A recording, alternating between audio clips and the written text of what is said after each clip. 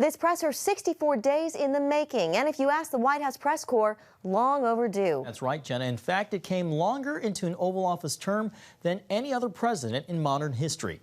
CBN White House correspondent Eric Phillips joins us now. Eric, the question on the minds of many is, how did President Biden do? Well, John and Jenna, we're told he had been preparing for this press conference all week long, and today he seemed confident as he stood behind the podium. He started off touting the American Rescue Plan and vaccine successes, even increasing his original goal of 100 million shots in his first 100 days to 200 million. But immigration was clearly what reporters wanted to talk about.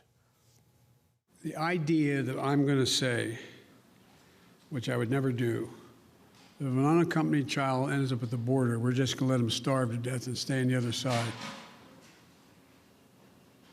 No previous administration did that either, except Trump. The president said the problems at the southern border are not new, and migrants aren't coming just because they think he's such a nice guy. The reason they're coming is that it's the time they can travel with the least likelihood of dying on the way because of the heat in the desert, number one. Number two, they're coming because of the circumstances in country. He says 5,000 more beds have been made available at the border at Fort Bliss, and that the U.S. would be better prepared to deal with the situation there if it had not been for the previous administration. What he did, he dismantled all the elements that exist to deal with what had been a problem and has been continued to be a problem for a long time. He, in fact, shut down the number of beds available. On the practice known as the filibuster in the Senate, the president said he's for reforming it, but not necessarily abolishing it. So it's being abused in a gigantic way. If not, why not abolish it if it's a relic of the Jim Crow era? Successful electoral politics is the art of the possible. On China, the president said the U.S. should be in competition, but not necessarily in confrontation with them.